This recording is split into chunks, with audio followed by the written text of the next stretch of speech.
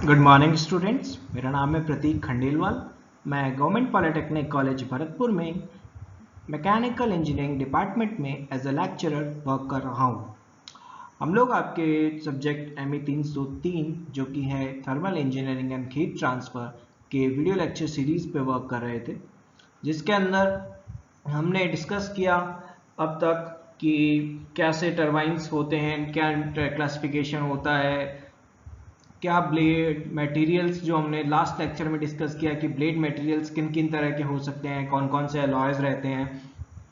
अब मैं आपको एक इम्पॉर्टेंट टॉपिक और डिस्कस करने जा रहा हूं जो कि है ब्लेड डिफेक्ट्स, कि टरबाइन की जो ब्लेड होती है उसमें क्या क्या डिफेक्ट्स आ सकते हैं और वो किन किन वजह से आते हैं और उनके लिए हम क्या क्या कर सकते हैं। तो इस बारे में हम लोग डिस्कस करेंगे। देखिए, एक इम्पॉर्टेंट टॉपिक है, आपको पता होना चाहिए किसी भी इंडस्ट्री में, बिकॉज अगर हमारी टरबाइन ब्लेड सही नहीं रहेगी तो हमारा जो वर्किंग है वो अफेक्ट होगा, उससे हमारी एफिशिएंसी भी डिक्रीज होगी, उससे पावर आउटपुट भी हमारा डिक्रीज होगा। तो हमें इसकी कंप्लीट नॉलेज होनी चाहिए।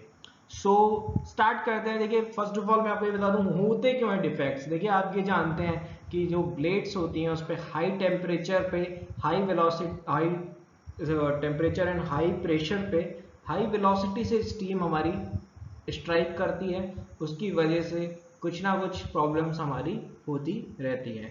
तो जो भी डिफेक्ट्स हैं वो हम लोग वन बाय वन डिस्कस कर रहे हैं।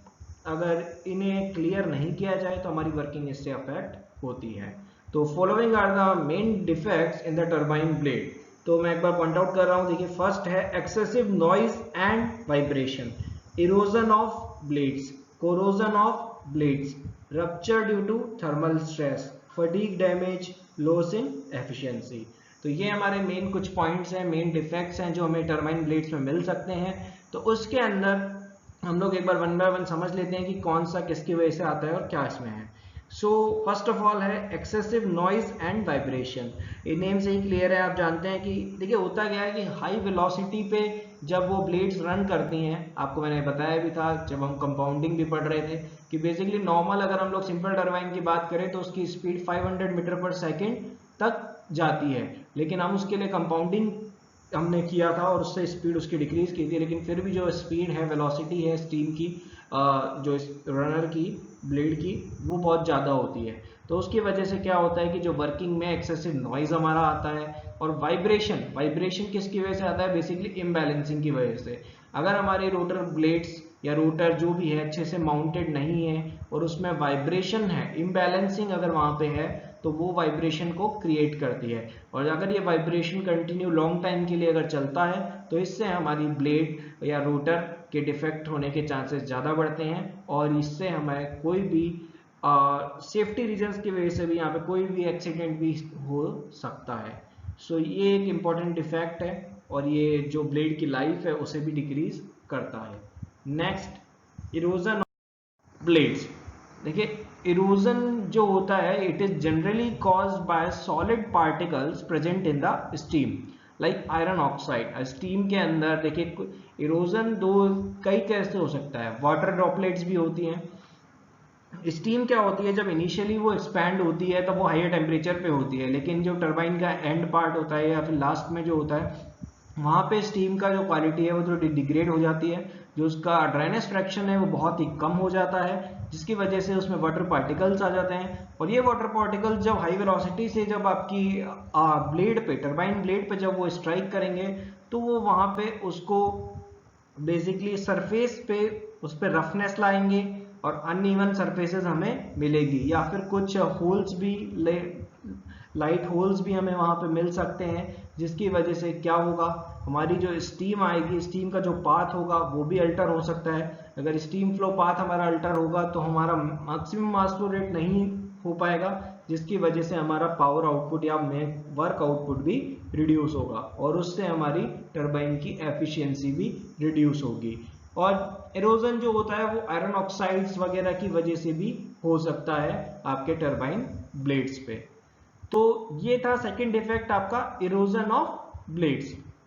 अब बात करते हैं हम लोग थर्ड वाले की, जो कि है कोरोजन ऑफ ब्लेड्स। कोरोजन देखिए आप लोग, आपको पता है कोरोजन क्या होता है, किसकी वजह से होता है, जनरली वाटर की वजह से या फिर और की वजह से कोरोड करते हैं।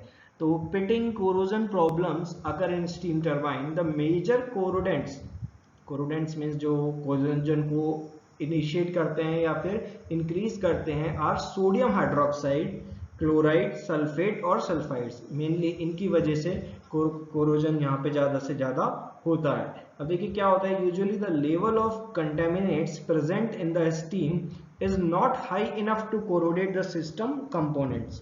As steam expands to turbine, the solubility of contaminants in steam decreases. They condense on the surface and promote the system corrosion. ये वही चीज़ बता रहा है कि इनिशियली जो होता है लेवल ऑफ कंटेमिनेट्स प्रेजेंट होता है स्टीम में, वो इतना हाई नहीं होता है कि कोरोडेट कर सके वो आपके सिस्टम कंपोनेंट्स को। लेकिन जब स्टीम का एक्सपैंड होती है टरबाइन के थ्रू, तब क्या होता है, सॉलिबिलिटी जो होती है इनकी कंटेनमेंट्स की जो स्टीम में, वो डिक्रीज करती है। सॉलिबिलिटी जब डिक्रीज करेगी इसका मतलब ये स्टीम को छोड़ देंगे। तो स्टीम को छोड़ के क्या करते हैं, ये आपके ब्लेड के ऊपर चिपकने लग जाते हैं एक तरह से। तो इनके चिपकने या उससे वहाँ पे क्या होगा, कोरोजन स्टार्ट होता है। और ये कोरोजन जैसे ही रहेगा वो ब्लेड की लाइफ को आपके कम करेगा और उसी के थ्रू आपकी एफिशिएंसी भी इसकी कम होगी। नेक्स्ट जो है आपका वो है rupture due to thermal stress. Thermal stress, यह आपने देखिए स्ट्रेंथ ऑफ मटेरियल्स में एक टॉपिक आता है थर्मल स्ट्रेस, आपने पढ़ा होगा, जिसमें आपको क्लियर बताया जाता है कि देखिए टेम्परेचर, हाई टेम्परेचर या वेरिएशंस की वजह से आपकी थर्मल स्ट्रेस जनरेट होती है। बिकॉज आप जानते हैं स्टीम ब्लेड पहले नॉर्मल टेम्परेचर पे रहती है, जब उस पर स्टीम हाई टेम्परेचर पे एंटर करती है, उसे रोटेट करती है तो उसका टेम्परेचर बढ़ता है। जब ये टेम्परेचर वेरिएशन होता है तो उसकी वजह से वहाँ पे एक टेम्परेचर स्ट्रेस भी जनरेट होता है, बिकॉज वो फिक्स्ड है। और इस टेम्परेचर स्ट्रेस की वजह से वो धीरे धीरे वो जो ब्लेड होती है वो रप्चर होने लगती है। इस डिफेक्ट का भी यहाँ पे इस तरह से आपको बताया जाता है। अब जो नेक्स्ट और लास्ट आपका डिफेक्ट है वो है फटीग डैमेज। फटीग आपको पता है, देखिए क्या होता है, थर्मल स्ट्रेस की वजह से ही धीरे धीरे फटीग डेवलप होने लगता है ब्लेड्स के अंदर। ठीक है, ये बेसिकली एक साथ नहीं होता है, लेकिन इनर बॉडी के अंदर ब्लेड की वो धीरे धीरे वो वीक होने लगती है, उसकी स्ट्रेंथ कम होने लगती है। और जो अनइवन स्ट्रेसेस हैं उन्हें हमें जितना कम हो सके उतना कम करना चाहिए, जिससे हम हमारी ब्लेड की लाइफ को इंक्रीज कर सकें। बिकॉज वो जो धीरे धीरे ये जो अनइवन स्ट्रेसेस हैं ये हमारे फटीग को आगे प्रमोट करती है और इससे एक साथ एक बार में फटीग फेलियर हो सकता है ब्लेड्स का। तो वो एक हैजार्डस एक्सीडेंट में भी कन्वर्ट हो सकता है, या फिर वो हमारी टरबाइन पावर की आउटपुट को तो कम कर ही रहा है।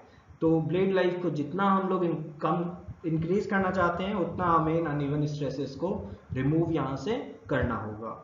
इसके अलावा लास्ट एक पॉइंट और है जो हमने डिस्कस किया, वो है लॉस इन एफिशिएंसी। वो मैं आपको बता ही चुका हूँ कि किस तरह से एफिशिएंसी में हमारा लॉस होगा, क्योंकि ब्लेड मटेरियल, ब्लेड की वजह से अगर ब्लेड प्रॉपर नहीं होगी तो स्टीम का फ्लो प्रॉपर नहीं होगा और उसकी वजह से हमारा जो पावर आउटपुट है वो कम होगा, वो हमारी एफिशिएंसी को कम करेगा।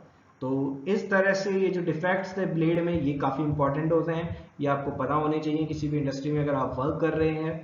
और इनका आपको प्रॉपर्ली ध्यान रखना है कि कोई भी स्ट्रेसेस या किसी भी तरह के कोई डिफेक्ट्स या ऑक्साइड्स ये आपको जमा नहीं हो वहाँ पे। और ब्लेड की क्लीनिंग भी यहाँ पे बहुत इंपॉर्टेंट होती है। तो स्टूडेंट्स, आज के लेक्चर में हम इतना ही कंक्लूड करते हैं और नेक्स्ट लेक्चर में हम आगे की बातें करेंगे, लाइक ल्यूब्रिकेशन सिस्टम के बारे में हम बात करेंगे। So thank you for today's lecture.